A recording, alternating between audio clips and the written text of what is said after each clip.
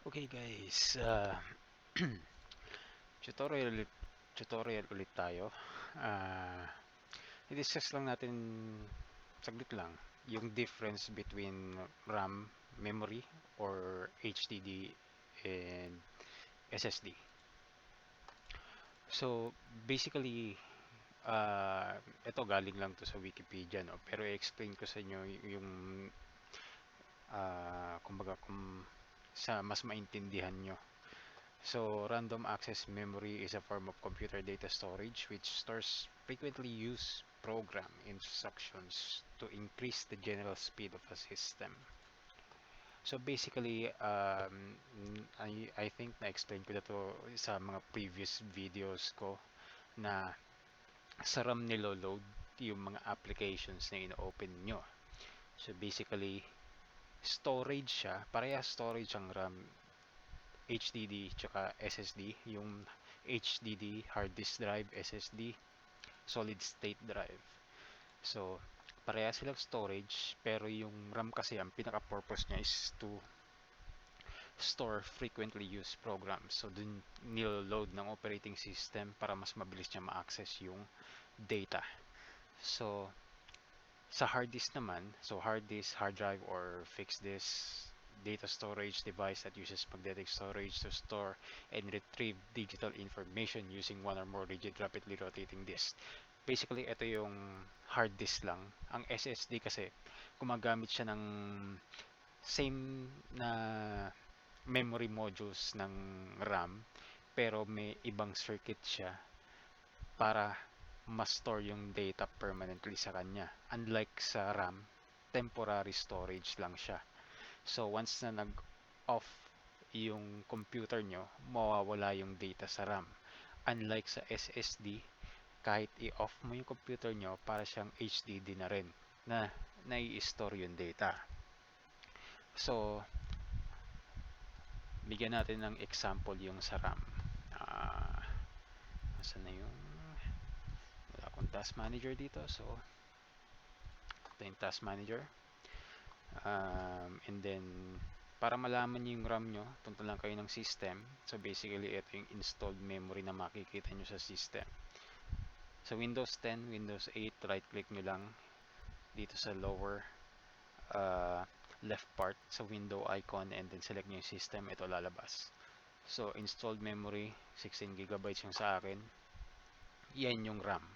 Okay? Hindi yan yung HDD or SSD. So, RAM siya. 16 gigabytes. Pag chinek nyo dito, performance, yan, memory, 16 gigabyte, DDR3. Yan yung RAM ko. So, ito yung memory. Titignan nyo, makain ng RAM ko ngayon is yung OBS. Maglo-load tayo ng application para makita nyo natataas yung usage. So, kumbaga ito yung usage ng bawat item dito. So, may CPU usage, memory usage, disk usage, network usage. So, pag nag-download ka, ito yung tataas. Pag, kunwari, nag-copy paste ka, yung disk.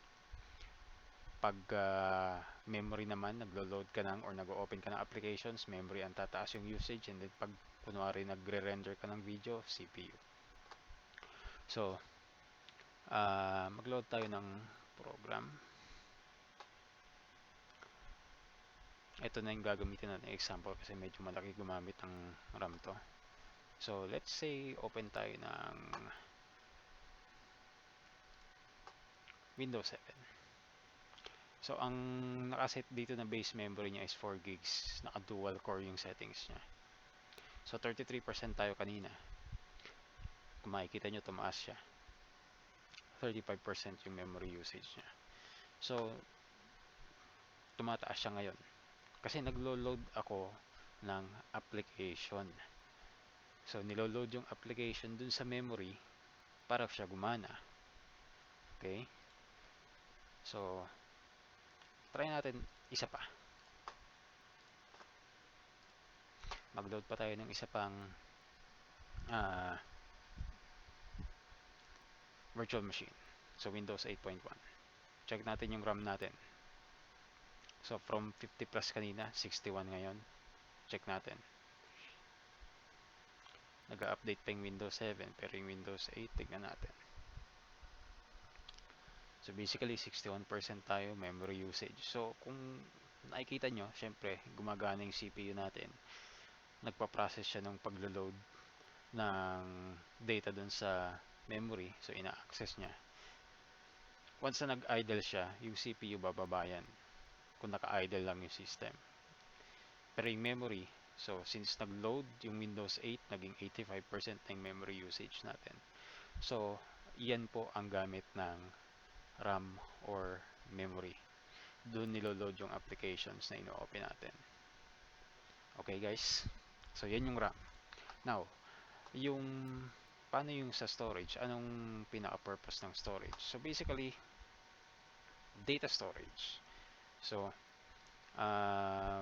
digital information using one or more really rapidly rotating disk. Pwede ring memory modules tulad ng sa SSD. So, nakalimutan ko kunin yung sa SSD dito. Pero, basically, yun lang yung ano niya.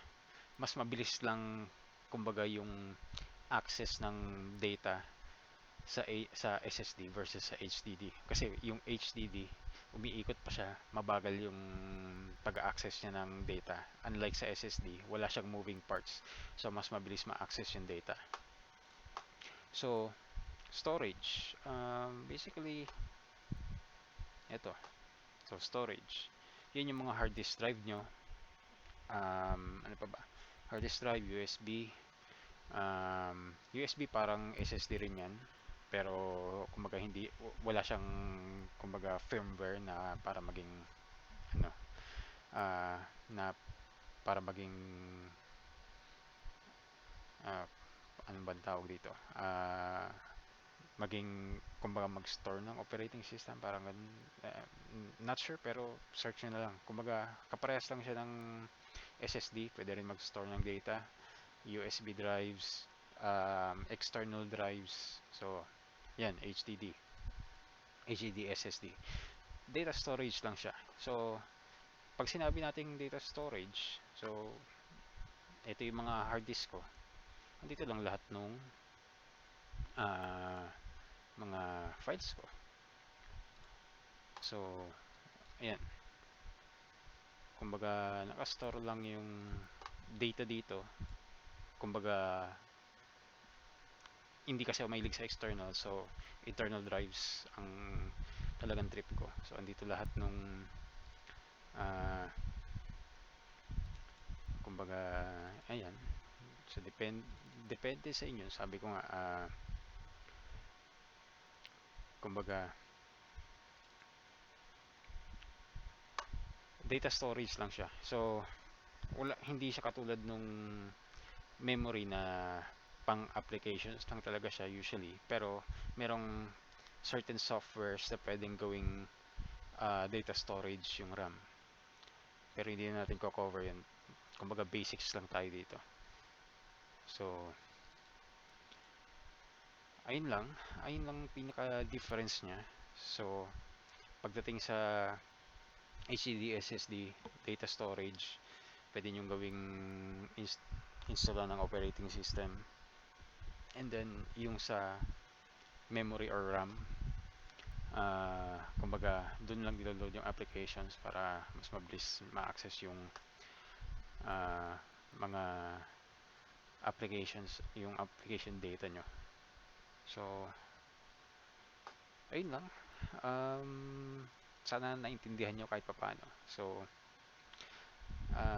kung may suggestions kayong gawing video topic natin or any questions na gusto nyong ilagay natin sa video message lang ako post kayo sa group ko and kita-kits ulit sa next video thanks guys subscribe sa YouTube channel ko thanks